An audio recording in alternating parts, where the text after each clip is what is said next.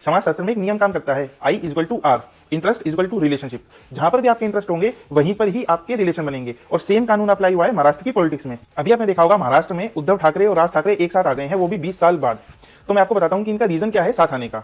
देखो स्टार्टिंग से स्टार्ट करते हैं। आइडियली हुआ क्या कि जब बाला साहब ठाकरे ने शिवसेना बनाई तो शिवसेना का जो मेजर काम करते थे या पार्टी में एक्टिवली इन्वॉल्व थे वो राज ठाकरे थे। तो आइडियली जो उनकी लीगेसी मिलनी चाहिए थी वो राज ठाकरे को मिलनी चाहिए थी, मगर चूंकि उद्धव ठाकरे राज ठाकरे के बेटे थे तो लीगेसी मिली उद्धव ठाकरे को। अब राज ठाकरे को कुछ मिला नहीं तो राज ठाकरे ने अलग होकर अपनी एक पार्टी बना ली, महाराष्ट्र नवनिर्माण सेना। अब दोनों में हमेशा कॉन्फ्लिक्ट रहा कि जी काम तो सारा राज ठाकरे बोला कि जी काम तो सारा मैंने किया, और पार्टी ले गया उद्धव ठाकरे। तो इस चक्कर में दोनों में हमेशा से कॉन्फ्लिक्ट रहा। तो हुआ क्या कि जब हमेशा से बीजेपी जो थी, बीजेपी शिवसेना के साथ मिलकर ही हमेशा चुनाव लड़ी थी मैक्सिमम टाइम। मगर अभी क्या हुआ 2019 में जब चुनाव हुए तो बीजेपी और शिवसेना ने साथ मिलकर चुनाव लड़ा। अब हुआ क्या कि किसी भी पार्टी को, चाहे वो बीजेपी हो चाहे शिवसेना हो, कांग्रेस, एनसीपी, किसी को भी क्लियर मेजोरिटी नहीं आई। अब क्लियर मेजोरिटी नहीं आई तो शिवसेना ने कहा कि जी मेरा मुख्यमंत्री बनना चाहिए, बीजेपी ने कहा जी मेरा मुख्यमंत्री बनना चाहिए। इस बात पे दोनों के बीच में कॉन्फ्लिक्ट हो गया।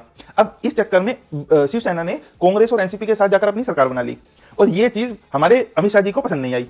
उन्होंने क्या किया, उन्होंने भाई साहब एकनाथ शिंदे को उठाया और 40 एमएलए उठाए, अपने साथ मिलाए और सरकार बना दी। इधर उद्धव ठाकरे के साथ पार्टी गई, पावर गई। उधर राज ठाकरे के पास तो कभी कुछ था ही नहीं। अभी 2014 या 2019 या 2024 मुश्किल से उनका एक एमएलए कभी जीता होगा तो जीता होगा। उनके पास सदा से ना तो पार्टी थी और ना पावर थी। तो अब दोनों को लगा कि अगर हमें बीजेपी को हराना है तो हमें दोनों को साथ आना पड़ेगा, अदरवाइज हम बीजेपी को किसी कीमत पर नहीं हरा सकते।